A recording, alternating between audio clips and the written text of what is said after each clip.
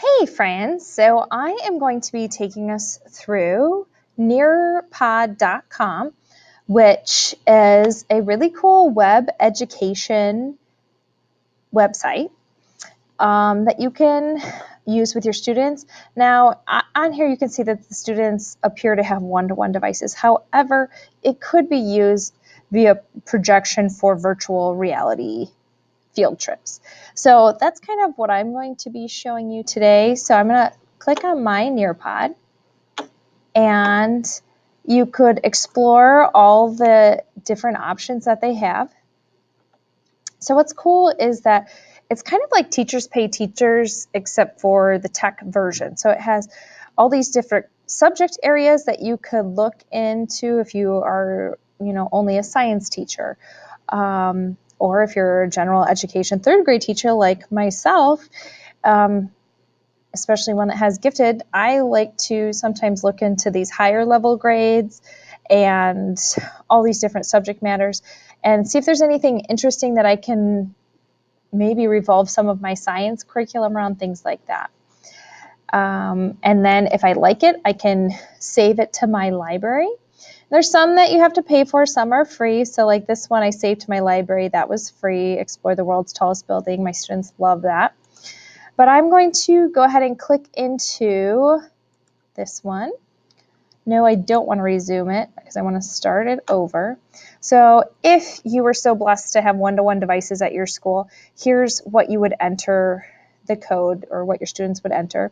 And then this is what it would look like for them on their screen. Suggested teacher preparation materials, and it explains that they're going to visit Bryce Park Canyon National Park in Utah and learn about the effects of weather on shaping land. As you explore, zoom in and pay attention to the shapes of hoodoos. How do you think they were created? So they're not just searching for anything. They're looking specifically for hoodoos.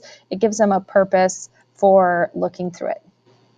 So what's cool is you can zoom in on this, go 360 all the way around, go up, down.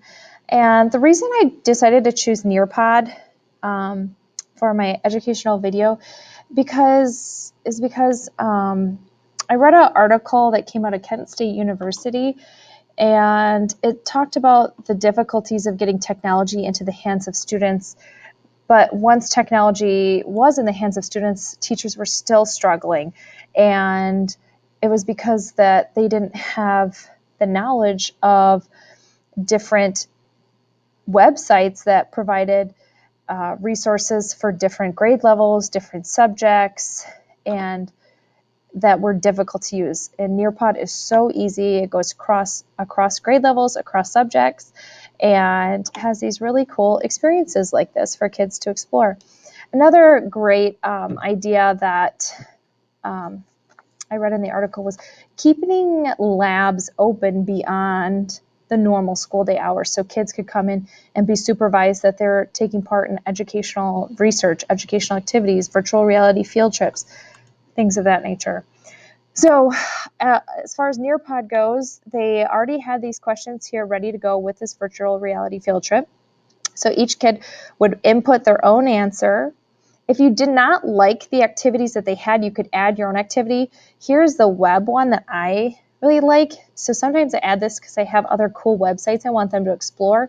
So if you clicked on that, it would add a specific website that you had already chose for them to look through. A lot of times I have the kids read 2 or 3 different websites and then reflect on what they learned through those different websites. Did they have differing opinions on different websites? And what if they had only looked at the one website versus looking at all 3?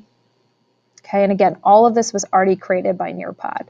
It has a drawing aspect that kids can draw and label, and that's kind of a fun, another aspect of it. So again, I just feel like Nearpod is an awesome web educational tool for all educators, but especially those in a lower socioeconomic area. So thank you. I hope you enjoyed the video, and I recorded all of this via Screencastify. Thanks.